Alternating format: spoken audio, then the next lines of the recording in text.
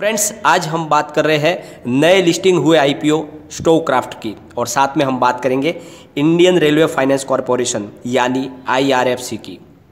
IRFC में लोगों को लॉस हुआ था, लेकिन अब उसमें प्राइस में बढ़ोतरी शुरू हो गई है। तो क्या बहुत बड़ी तेज़ी बनेगी आईआरएफसी में?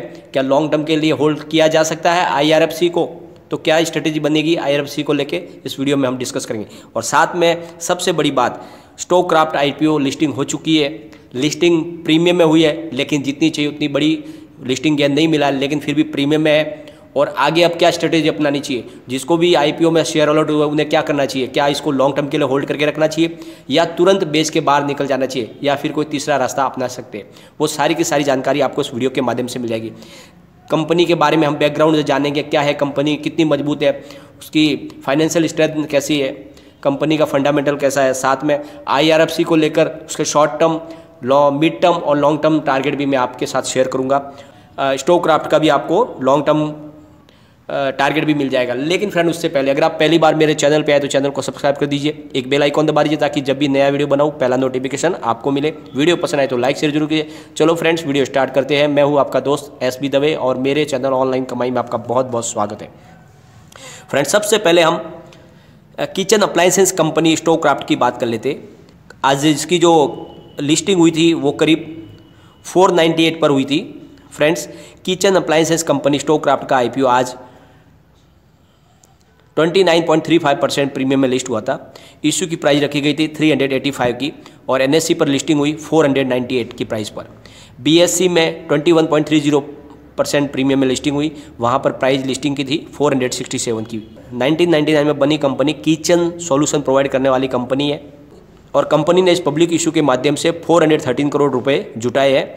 इशू ओपन हुआ था 25 से लेकर 28 जनवरी के बीच में और ये 18 टाइम्स सब्सक्राइब हुआ था।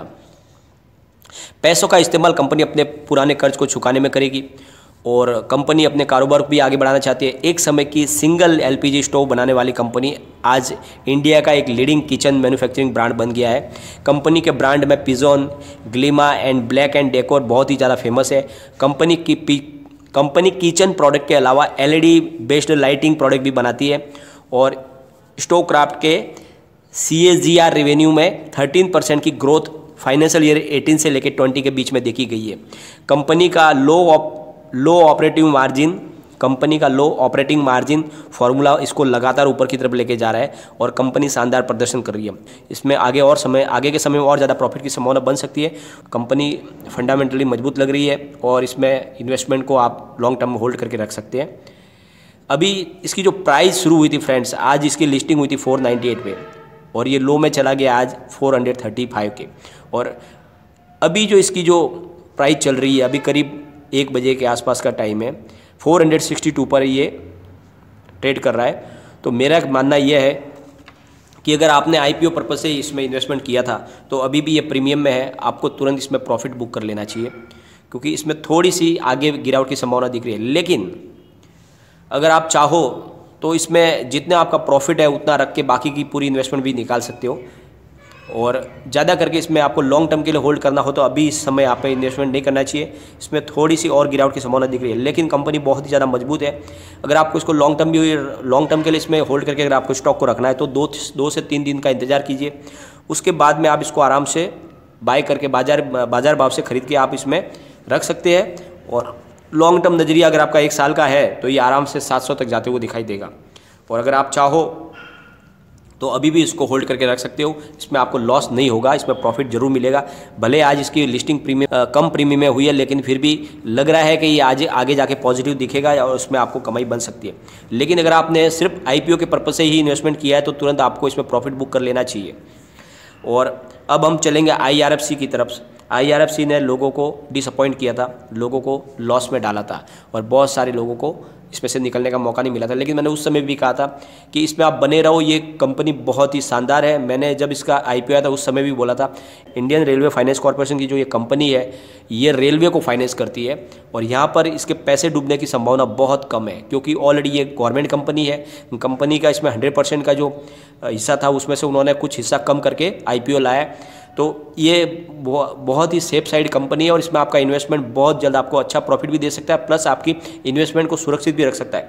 तो उस समय इसमें लिस्टिंग थोड़ी कम हुई थी, उसके पीछे की वजह क्या है वो भी हम इस वीडियो के माध्यम से जान लेते हैं।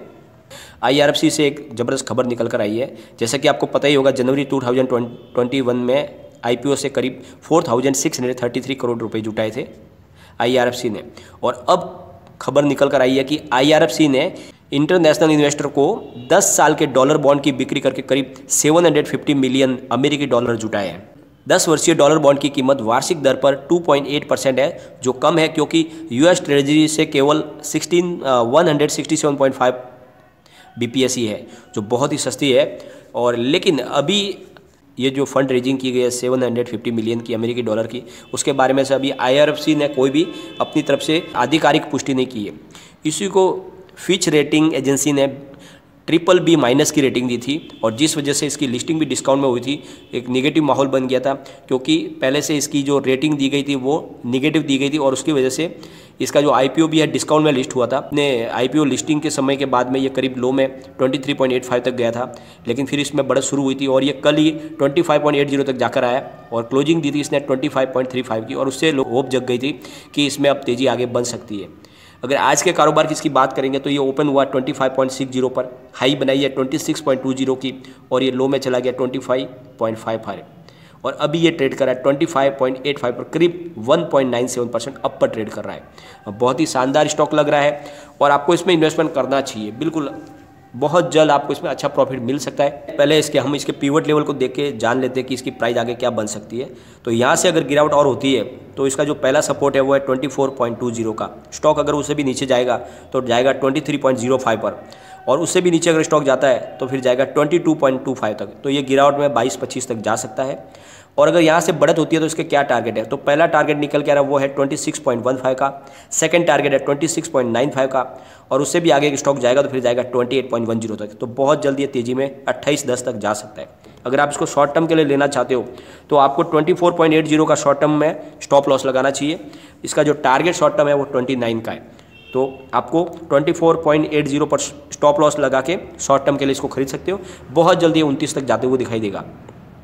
अगर आप इसको 4 से 6 महीने के लिए होल्ड करते हो तो इसका मिड टर्म टारगेट 38 का है और अगर आप इसको लॉन्ग टर्म के लिए होल्ड करके रखोगे ये लॉन्ग टर्म में 55 तक जाते हुए दिखाई दे सकता है। तो इसको आपको बिल्कुल लेना चाहिए। बहुत ही शानदार कंपनी है, ये मजबूत कंपनी है और गवर्नमेंट की एक अच्छी कंपनी है जो फाइनेंस बाजार से फाइनेंस उठा के रेलवे को फाइनेंस करती है और इसलिए ये कंपनी को लॉस की संभावना बहुत कम है और इसी स्ट्रेटजी के तहत मुझे लग रहा है कि इस शेयर में इन्वेस्टमेंट करना चाहिए। ये बहुत ही शानदार स्टॉक है। स्टॉक क्राफ्ट में जिसने भी इन्वेस्टमेंट किया उनको तो तुरंत प्रॉफिट बुक कर लेना चाहिए, लेकिन थोड़ा सेटल होने के बाद अगर आप चाहो तो उसमें इन्वेस्टमेंट कर सकते हो।